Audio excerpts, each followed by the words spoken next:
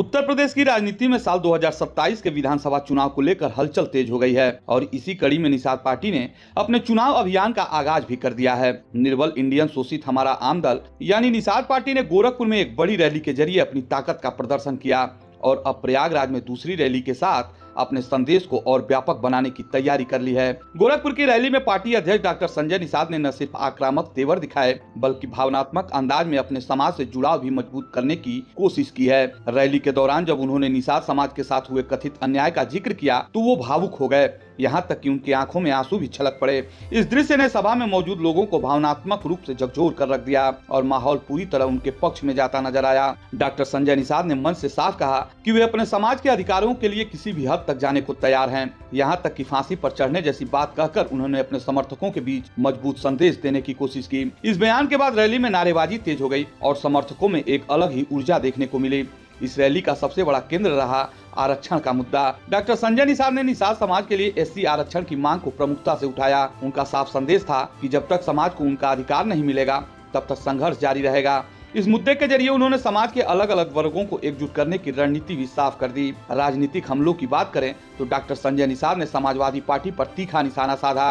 उन्होंने कहा कि निषाद समाज का हक किसी एक वर्ग ने नहीं बल्कि सपा, बसपा और कांग्रेस जैसी पार्टियों ने मिलकर छीना है। इसके साथ ही उन्होंने बिना नाम लिए उन नेताओं पर भी हमला बोला जो निषाद समाज के नाम पर राजनीति करते हैं। उन्होंने अपने कार्यकर्ताओं से अपील की कि ऐसे लोगों को बिना पार्टी की अनुमति गांव में प्रवेश न करने दिया जाए।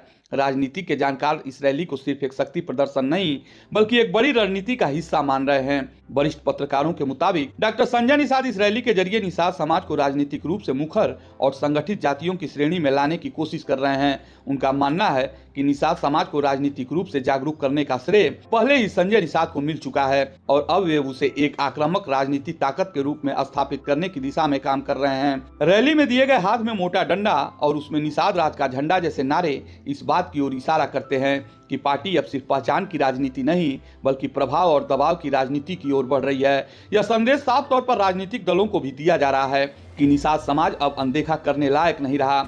अगर चुनावी रणनीति की बात करें तो डॉक्टर संजय निषाद की नजर अब प्रदेश की करीब 160 सीटों पर है जहां निषाद समाज प्रभावी भूमिका में है।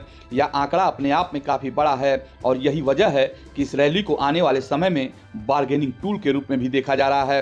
डॉक्टर संजय निषाद पहले भी यह कह चुके हैं कि अगर उन्हें भाजपा की हारी हुई सीटें भी दी जाए तो वे उन पर जीत दिला सकते हैं। ऐसे में यह रैली गठबंधन की राजनीति में अपनी हिस्सेदारी बढ़ाने की दिशा में एक बड़ा कदम मानी जा रही है। साल 2022 के विधानसभा चुनाव में निषाद पार्टी को 15 सीटें मिली थीं जिनमें 9 पर उसने जीत दर्ज की। अब पार्टी का लक्ष्य इससे आगे बढ़कर ज्यादा सीटों पर दावा ठोकना है और अपने राजनीतिक कद को और मजबूत करना है। इस पूरे घटनाक्रम को राजनीतिक विश्लेषक पावर और प्रेशर पॉलिटिक्स के रूप में देख रहे हैं। दीनदयाल उपाध्याय गोरखपुर विश्वविद्यालय के एक प्रोफेसर आचार्य डॉक्टर अमित उपाध्याय के मुताबिक इस रैली के जरिए डॉक्टर संजय निषाद खुद को निषाद समाज का सर्वमान्य नेता बनाने की कोशिश कर रहे हैं। खासकर एससी आरक्षण के मुद्दे को उठाकर वे पूरे समाज को एक मंच पर लाने की रणनीति पर काम कर रहे हैं। विशेषज्ञों का मानना है कि अगर निषाद समाज इस मुद्दे पर पूरी तरह एकजुट हो जाता है तो इसका सीधा असर सीट शेयरिंग और गठबंधन की राजनीति पर पड़ेगा। यही नहीं, भविष्य में मंत्रिमंडल विस्तार जैसे फैसलों में भी इसका प्रभाव देखा जा सकता है। कुल मिलाकर गोरखपुर की यह रैली सिर्फ एक राजनीतिक कार्यक्रम नहीं थी बल्कि यह एक संदेश था, एक रणनीति थी और आने वाले चुनावों के लिए एक मजबूत शुरुआत भी।